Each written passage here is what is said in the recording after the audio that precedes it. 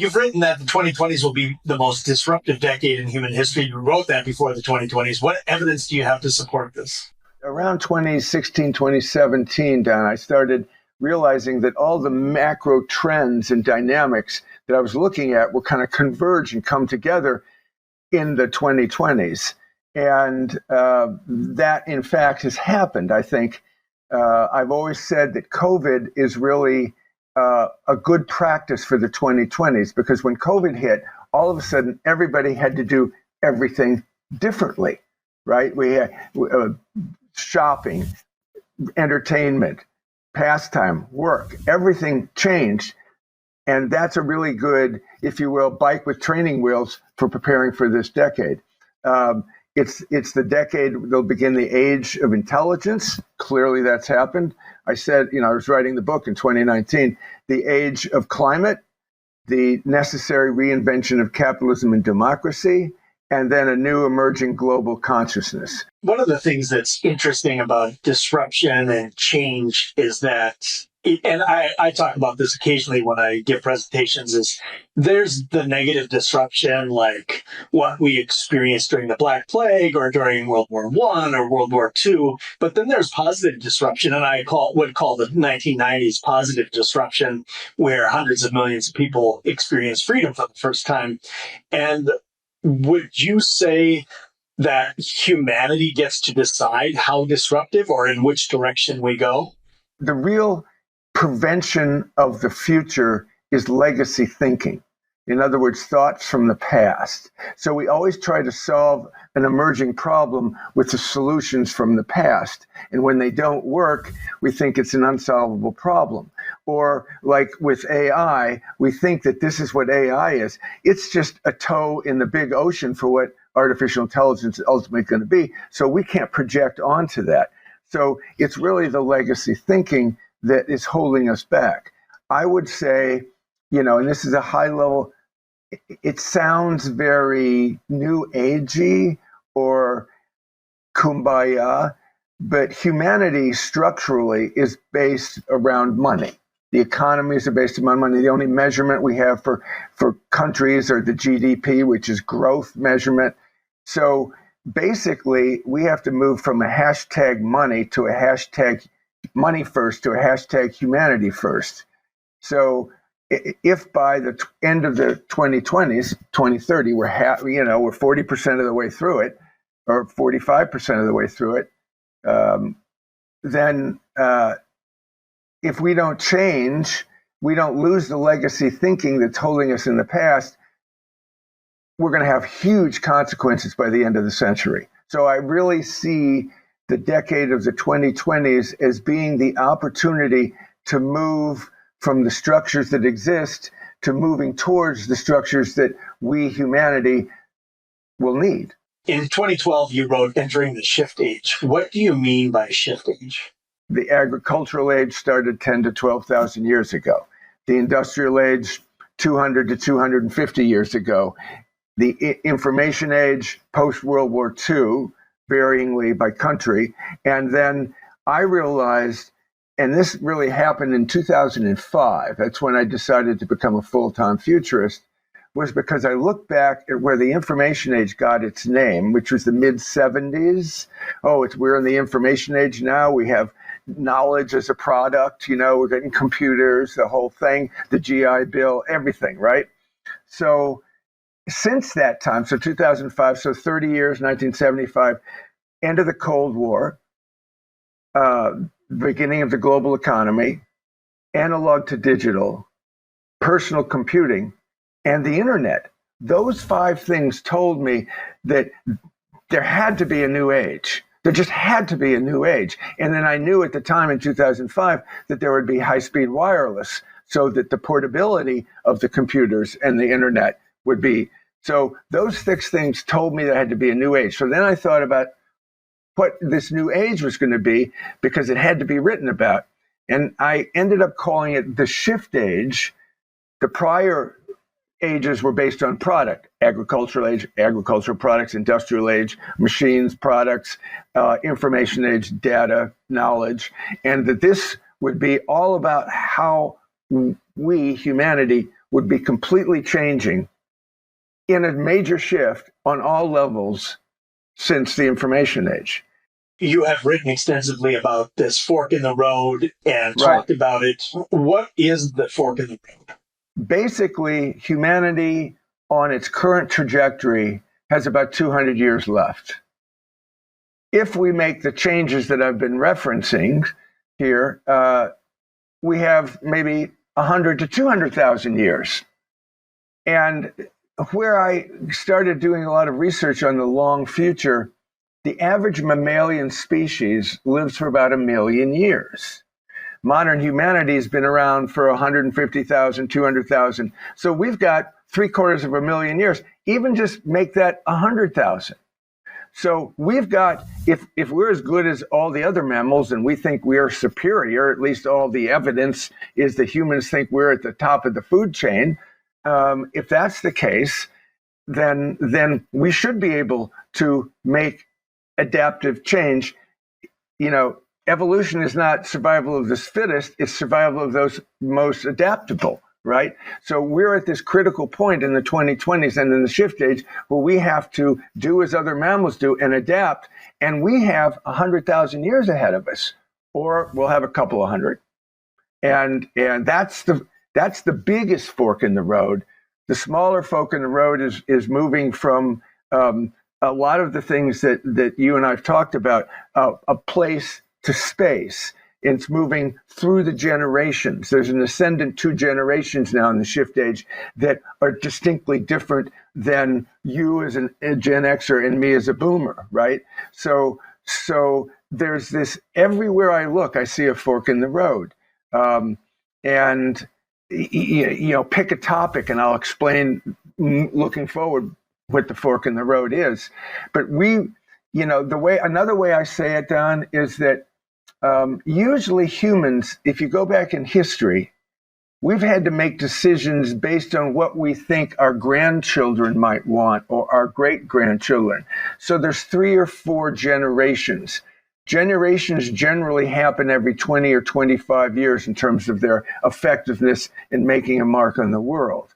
So, in other words, we think we in history have thought about, say, 3 to 4 generations ahead. My grandparents came over here on a boat and they had nothing, right? That whole thing, right? This is the first time in human history where we have to make the decisions for, say, the next 50 generations, not the next 2 or 3. In other words, if a generation is, if you say a generation, you know, the generation is 20 years and the average lifetime is 50 years, right? Then we need to think ahead for 100,000 years. How many thousands of generations is that? Let's just think ahead for the next 1,000. That's 50 generations. So we are responsible, though everybody who's alive, who's hearing my words right now, is responsible for the next 50 generations of humanity, or not. What is the successor to the nation state, and why does that need to be reimagined? Humanity has entered the global stage of human evolution. We've gone from family to tribe to village to city-state to nation state, but our only remaining boundaries are planetary, global, right? So at each stage of our human evolution, there was the tribe, and there was a hierarchy in the structure of the tribe, and then the village, and then the city, and then the city-state, and then the nation-state. We're stuck in the nation-stateness. And one of the first things I said as a futurist, and what made me become a futurist in part, was that I thought the 21st century would be looked back on by historians as the century where the nation-state ended. Simple example, climate change. The United Nations is the only body that's really leading the way for climate change. They've had 28, they're having the 29th annual summit this year. They've had 28 meetings to bring nation states together to solve climate change, and they failed 28 times. Why? Because nation states act from nationalistic mindset, right? There is no nation state. There's no 5 nation states that can solve climate change. They can't. You have to have everybody. So in 2015, the climate accord was signed in Paris, and it was 2015. It's a big deal, and everybody signed it. And we're going to prevent the Earth from warming more than 1.5 Celsius. And guess what? We're past 1.5 Celsius last year because everybody who signed it had no intention of doing anything until 2020. Well, it's not urgent if you postpone it for 5 years. And wealth inequality, that can't be solved by any one country. So any of the problems, the major problems facing humanity are global in nature. So nation states will exist, but they'll become more like states. Garbage being picked up, trains running on time, infrastructure maintained, security and safety for the population. So it'll become more like a state, but I don't know how it will evolve. I call it the global council, where starting with climate change, I think it's going to be issue by issue. So they could take the greatest minds in climate for each country and put them together in a virtual chat room, and they make the decisions for all of us on climate. So there has to be it probably will only work on an issue by issue basis, climate, wealth inequality, migration, whatever. And that will show us the way to whatever the next thing is. Nation states will not go away, but they are ineffective in the global stage of human evolution. Yeah, and I think to throw in a few other things that need to be governed globally, I would say AI regulation. No question. The ethics of biotechnology and, how can CRISPR ethically be used and some of these other technologies, the cleaning up the planet. So not only climate change, but what about cleaning up our oceans and overfishing and things like that? And then who's going to own what in space? That's another one that I've been thinking about recently, or even what's happening right now on the ocean floor. Can the ocean floor be mined? And how is that going to be regulated? If one country wants to go there and they say, yes, we can go there, we need some sort of global regulation for all of these topics. And then I would say, how is data used? How are countries using data that is freely traded about specific citizens or citizens around the world? Technology happens. That's number one. Technology will happen at the rate that it's happening. Number two, technology is morally neutral. It's how humans use it. The example is the Wright brothers shortened distances, but 15 years later, we were dropping bombs from airplanes in World War I. So technology happens at its own rate. Technology is morally neutral. And most importantly, relative to this conversation, is that technology changes the physical reality. People used to think, when I'm a futurist, you talk about the future of technology. No, I talk about how technology will change human behavior. Okay? So for example, when we talk about AI, and again, I've mentioned elsewhere in this conversation, legacy thinking, we can't take the reality it exists, the legacy thinking that is regulated or operated the current environment, and apply it into the future, because the future will be different. Humanity has made incredible progress over the last 200 years. We can look at workplace safety, infant mortality. We can look at how we've improved economically, globally, not just in the United States or in the West. Life expectancy is up. But while these things have improved, it doesn't seem like we've unlocked the secrets to happiness. And I'm curious to know, is there a place in the future for measuring happiness? And what should our goals be as humans?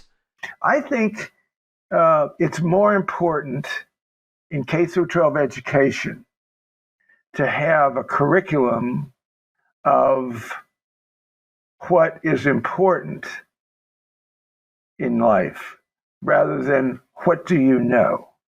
So I think K through 12 is about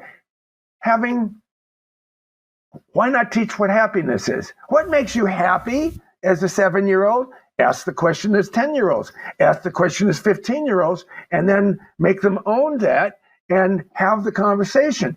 Have a 2-semester in high school on financial literacy. Have a semester every year or, every 3 years on the environment or communications or whatever.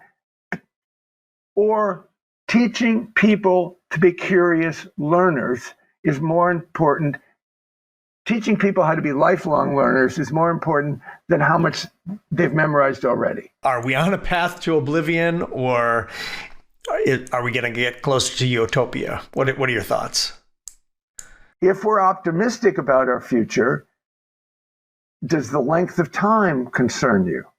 If you don't care past your grandchild, don't worry. Keep doing the same thing. If you're worried about the planet, animals, humans, in the next century or millennia, we have to change.